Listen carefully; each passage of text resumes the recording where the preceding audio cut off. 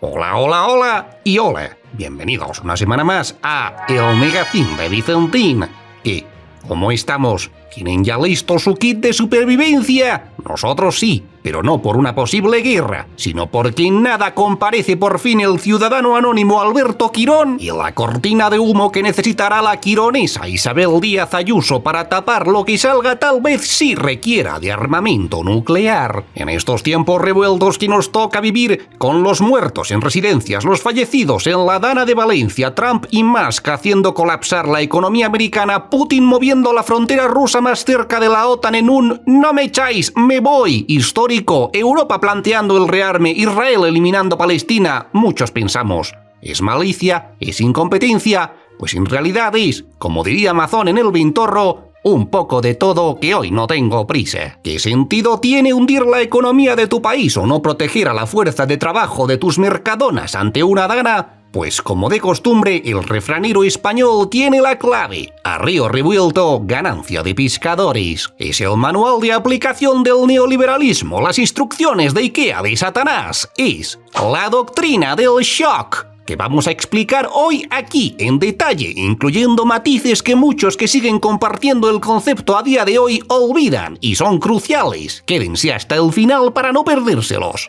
Desde su publicación en 2007, la doctrina del shock de Naomi Klein ha sido un referente indispensable para entender cómo el neoliberalismo se impone en sociedades golpeadas por crisis profundas. La teoría de Klein sostiene que tanto las catástrofes naturales como las provocadas por la acción humana, o sea, el susodicho río revuelto, sirven de excusa para aplicar políticas impopulares que benefician a minorías económicas privilegiadas, o sea, los susodichos pescadores. En un sentido literal, la doctrina del shock se trata de una técnica de tortura utilizada desde los años 50 en la que se somete a individuos a shocks psicológicos o físicos, aislamiento, privación sensorial, dolor extremo, con el fin de desorientarlos completamente. La teoría subyacente es que un individuo privado de todo sentido de estabilidad se torna más maleable y propenso a la sugestión. Técnica de puturru para que el torturado te diga lo que quieres oír y no necesariamente la verdad. Klein extrapola esta metodología de control individual al plano político y económico. En momentos de crisis o conmoción social, golpes de Estado, guerras, catástrofes naturales, se implementan políticas radicales de libre mercado que, en situaciones normales, encontrarían una feroz resistencia popular. Siguiendo los principios del señor oscuro Milton Friedman y sus Nazgûl de la Escuela de Chicago, estos experimentos neoliberales buscan la privatización masiva de servicios públicos, la desregulación de mercados y la reducción drástica de la intervención estatal, porque el feudalismo estaba guay, pero se quedaba corto. Uno de los ejemplos más célebres que Klein expone es el golpe de Estado en Chile en 1973, cuando Augusto Pinochet derrocó al presidente democráticamente electo Salvador Allende, una de las pocas pruebas históricas de aquello que escribió Marx de que el socialismo en algunas partes del mundo podría alcanzarse a través del voto popular sin necesidad de revoluciones violentas. Que preferiríamos todos, pero mira que nos lo ponen difícil, oye. En medio del caos político y la brutal represión pinochetista, economistas formados en la Universidad de Chicago bajo la tutela de Friedman implementaron reformas radicales, privatización de empresas públicas, eliminación de controles de precios y apertura total al capital extranjero. Todo esto mientras el régimen mantenía un control férreo sobre la disidencia mediante el uso sistemático de la tortura y el asesinato. Pero muchos rojipardos se olvidan de otros dos países donde también se aplicó la doctrina del shock y a día de hoy tienen mucha más influencia geopolítica que Chile,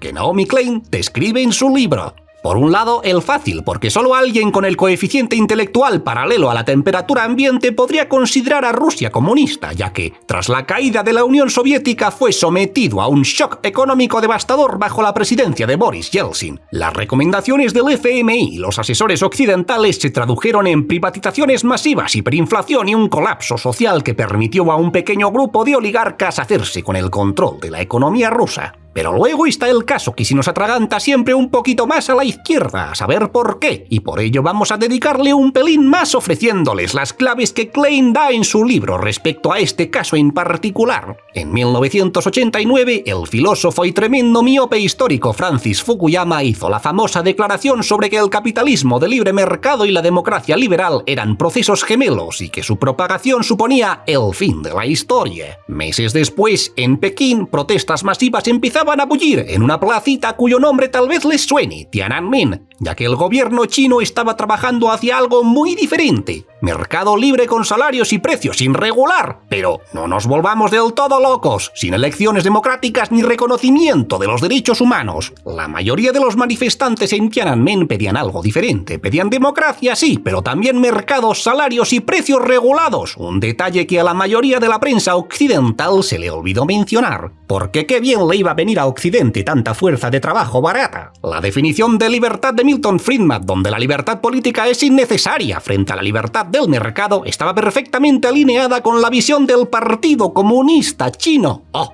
Cuánto desearía en estas ocasiones que me hubiesen diseñado capaz de hacer las comillas con los dedos, porque me voy a hacer un esguince de tanto intentarlo. El partido estaba abriendo la economía a la propiedad privada y al consumismo sin renunciar a su poder, un plan que aseguraba que, tan pronto como los activos públicos salieran a subasta, los miembros del partido y sus familiares serían los primeros en obtener los negocios más rentables. ¡Oh, Dios mío!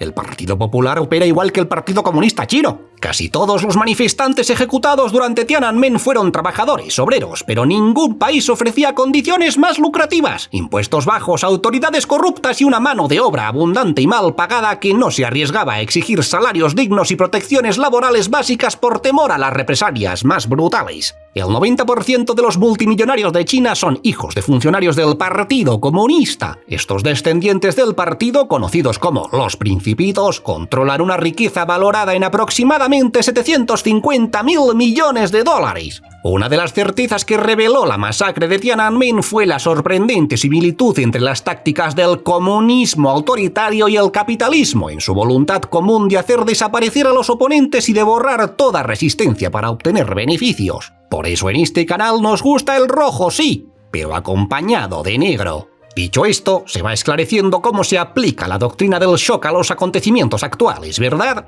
La decadencia del capitalismo nos demuestra lo que mejor sabe hacer: morir matando. En Estados Unidos, Donald Trump se ha presentado como un salvador en medio de un caos que él mismo ayudó a exacerbar. Su administración y sus planes de futuro, basados en la centralización de poder y la militarización interna, utilizan el miedo y la inseguridad como herramientas para justificar medidas autoritarias. Y en efecto, junto a Musk, están hundiendo la economía americana porque ¿quién vendrá a comprarla en fascículos y de rebajas luego, como hicieron los oligarcas en Rusia? Correcto, Musk, Trump y sus colegis oligarcas americanos. Yippee-ki-yay, me gusta la frute. Por otro lado, la invasión rusa de Ucrania también se puede analizar desde esta óptica. Mientras Ucrania se desangra en un conflicto devastador, tanto Rusia como las potencias occidentales se posicionan para obtener beneficios económicos y estratégicos. Al mismo tiempo, la reconstrucción futura de Ucrania se plantea como un lucrativo negocio para corporaciones privadas que buscan contratos bajo el disfraz de ayuda humanitaria. Y fíjense ustedes la casualidad que, como le pasó a Thatcher con las Malvinas o a Bush con Afganistán, los índices de aprobación de Putin estaban en la cota más baja de su historia como dirigente justito antes de invadir Ucrania. Qué suerte que la OTAN le revolviese el río, ¿no? A pesar de que Ucrania fue rechazada de la OTAN en todas las ocasiones que pidió unirse. Chomsky, no te columpies.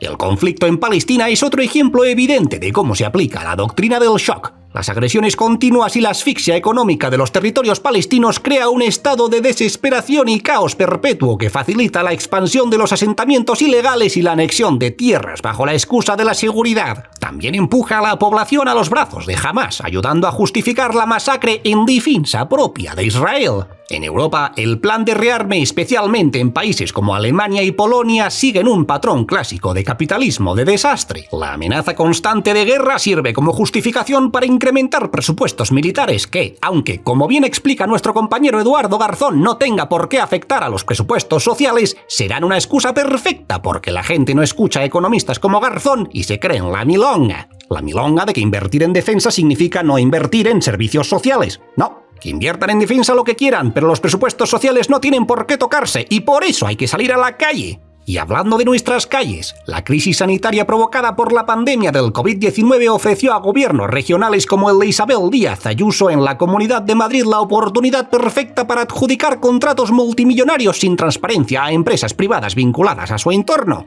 Y de igual manera, el actual gobierno de Carlos Mazón en la Comunidad de Valencia ha aprovechado la devastación causada por la Dana para conceder contratos de reconstrucción a compañías que le bailan el revuelto agua al Partido Popular bajo el pretexto de la urgencia y la eficacia. Cuando decimos que son un culto a la muerte no estamos siendo hiperbólicos. La muerte, el sufrimiento y la desesperación son el fuego al que lanzan sacrificios humanos en el altar de la economía y el mercado para invocar su red de poder y riqueza personal. Por eso es imprescindible impedir que toquen poder. Y por supuesto, hoy no podemos no recomendar el libro La doctrina del shock de Naomi Klein, y si ya lo han leído, reléanlo con los presentes acontecimientos en mente. Pero también recomendamos su libro más reciente, Doppelganger, donde examina el clima actual de polarización política y pensamiento conspiranoico que instala el shock directamente en la psique de la ciudadanía sin necesidad de catástrofes reales. Ale, que no os cuenten cuentos. Cualquier razón para recortar en derechos y servicios públicos es una milonga. Y con esto y un bizcocho, recuerden darle a like a este vídeo, suscribirse si no se ha hecho ya, y si les sobran unos lereles, pueden dejarnos una propinilla en comentarios o hacerse miembros del canal o nuestro Patreon. Miguel Ángel, ¿y unos tutoriales de cómo hacer y mantener tu guillotina cachera, cómo lo veis? ¿Que no monetizaría bien? Bueno, esa es tu opinión. Comenta, comparte, dale a like. Y si te flipa y quieres que sigamos creciendo, puedes unirte al canal o apoyarnos en nuestro Patreon. Como toda esta gente increíble. ¡Hala, venga, hasta luego!